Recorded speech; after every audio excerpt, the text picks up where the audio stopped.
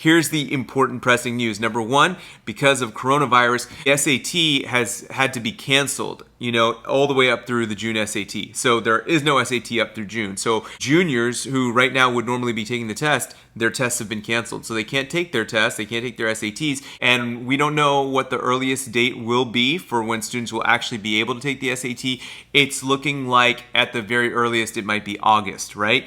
Now, that's not necessarily a bad thing, but the point about this is that brings us to point number two, which is that the colleges, there's been quite a few colleges that have said, you know what, we are dropping our SAT requirement for the students that are going to be applying to college this coming year, right? And I want to tell you what that actually means. Dropping the SAT requirement does not mean that the colleges are not going to look at scores. Just because they say that they're dropping the SAT requirement doesn't mean that they're ignoring scores, all right? What it means is that they are no longer going to require a score be attached to an application to look at the application. But what it does mean for the vast majority of schools is if a score is attached, they are going to look at it. This brings me to the whole test optional issue, right? And I'm not going to get super deep into that on this specific video, but long story short, lots and lots of schools have said that they're test optional, and people, parents and students and even educators, interpret that to mean, oh, they're no longer, they don't require the SAT, they don't care about the SAT, they're not looking at the SAT. Absolutely not true. The best example of this is the University of Chicago. They announced that they were test optional. That did a lot of wonderful things for the college. What it did was, one, it got the press, right? So everyone was like, wow, what a great school to not be looking at the SAT anymore, which wasn't true. Number two, guess what? A lot more people applied to the college, which means they got to take all of those application fees in for students that they ended up not actually accepting and continue to not accept, okay?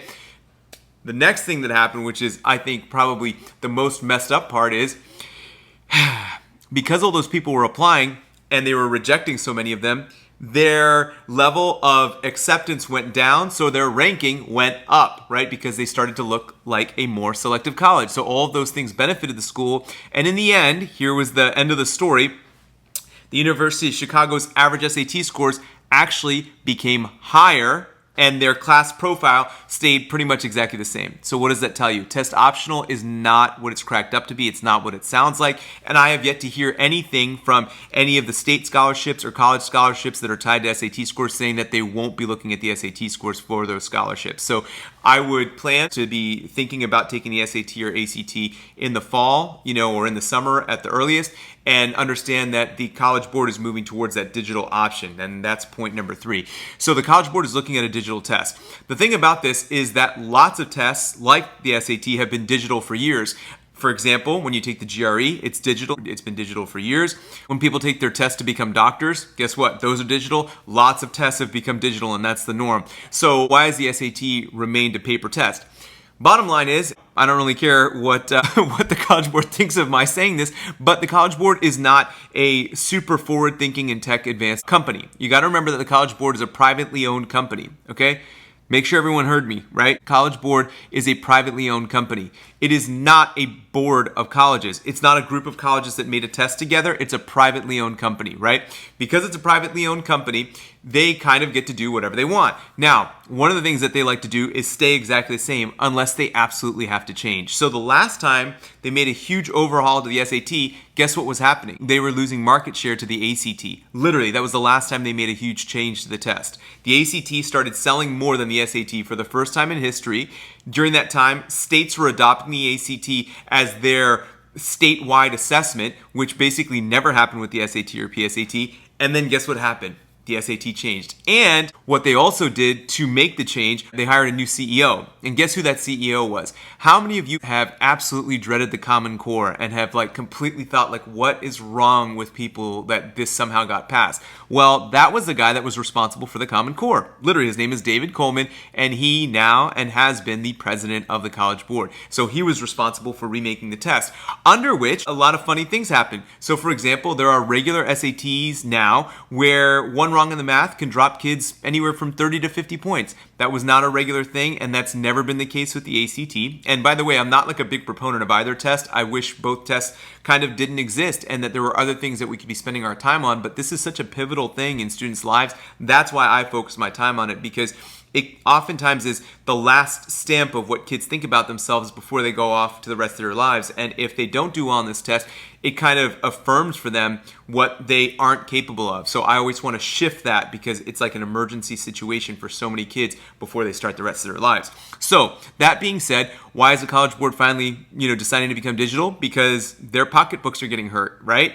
Bottom line is the College Board makes over $1 billion a year in revenue, which is more than virtually any test prep program or company in the country. It's a gigantic money-making organization.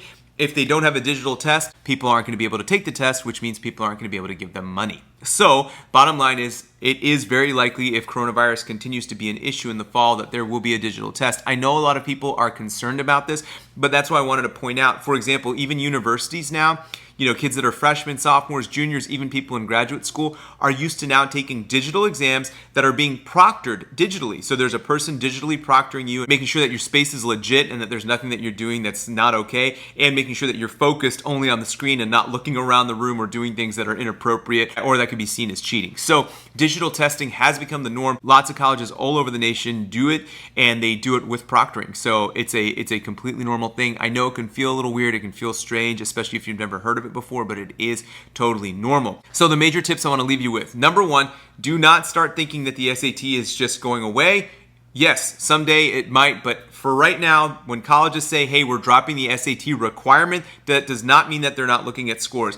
The minute that you hear schools, large numbers of colleges say, hey, we won't look at SAT scores, then things have changed. Until then, there has not been a drastic shift, okay? Number two, remember that you want to be looking for students to be taking the SAT in the summer at the earliest or potentially in the fall, okay? And look out for the very strong possibility that the College Board will make good on the promise of having a digital test. Why?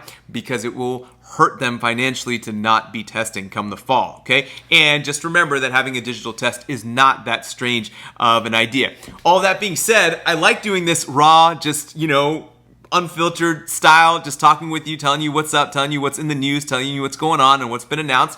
And let me know what you want me to cover next. I am thinking that I want to host a live math session and host it for free online, maybe as like an overall math refresher or maybe some SAT tips. You let me know in the comments what you want me to do. I love y'all, and I'm so happy you're here.